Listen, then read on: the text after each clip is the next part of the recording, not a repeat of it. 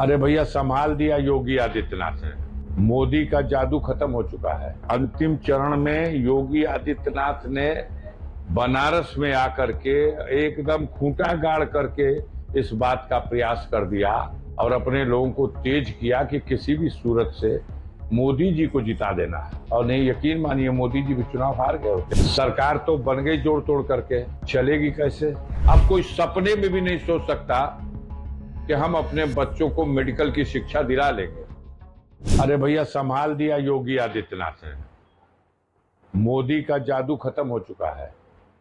आप बताओ, मोदी जहां से चुनाव लड़े, बगल में चंदौली नहीं बचा, गाजीपुर नहीं बचा, मछली शहर नहीं बचा, तीन तरफ से बनारस घिरा हुआ है, तीनों सीट हार गए।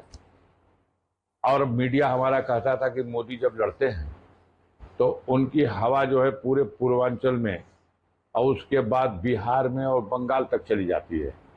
लेकिन वो तो अंतिम चरण में योगी आदित्यनाथ ने बनारस में आकर के एकदम खूंटा गाड़ करके इस बात का प्रयास कर दिया और अपने लोगों को तेज किया कि किसी भी सूरत से मोदी जी को जिता देना है। और नहीं, यकीन मानिए, मोदी जी भी चुनाव हार गए होते अगर इतना मजबूती से योगी आदित्यनाथ न लगे। हमारा ये मानना है कि 33 सीट जो मिली है उसमें 30 सीट योगी आदित्यनाथ के प्रयासों, मेहनत और उनके चेहरे पर 30 सीट लौट के आ गई।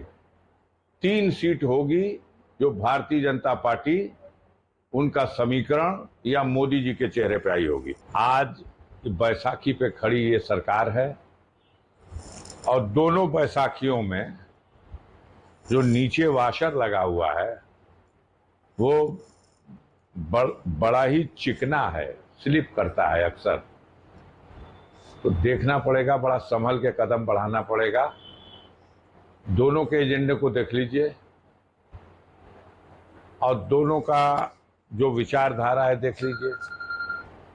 सरकार तो बन गई जोड़ तोड़ करके, चलेगी कैसे?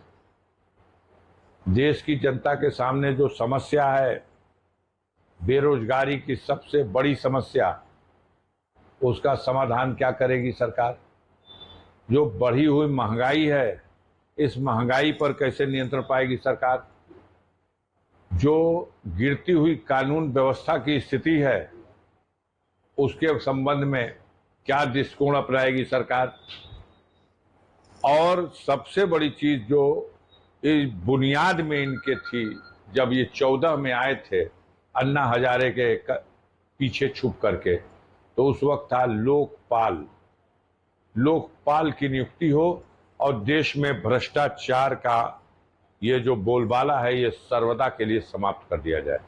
लेकिन मैं नहीं समझता कि इतना बड़ा भ्रष्टाचार, इतना सीना जोरी के साथ भ्रष्टाचार और कोई कार्रवाई नहीं। विजय माल्या हो, मेहुल चौकसी हो, नीरव मोदी हो, ललित मोदी हो, सैकड़ों ऐसे नाम हैं जो उन्होंने देश के खजाने को लूटा है।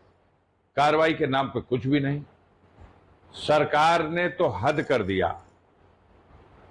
अरबपतियों का 16 लाख करोड़ रुपया माफ किया और गरीबों पर अगर 6 महीने के बिजली का बकाया है तो वहां कनेक्शन काटने के लिए अमीन खड़ा हो गया।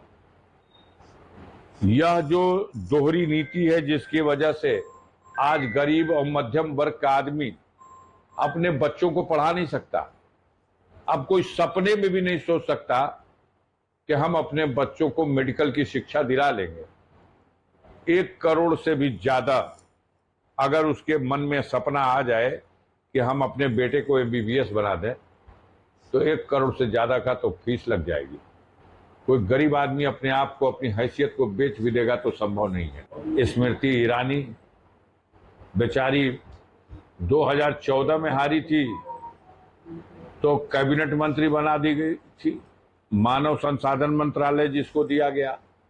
आज वो चुनाव भी राहुल गांधी के नहीं, वो कांग्रेस पार्टी के किसी नेता के विरुद्ध, और वो चुनाव हार गई तो आज उसको मंत्री पद से हटा दिया गया। हमारा ये मानना है कि 33 सीट जो मिली है उसमें 30 सीट योगी आदित्यनाथ के प्रयासों, मेहनत और उनके चेहरे पर 30 सीट लौट के आ गई।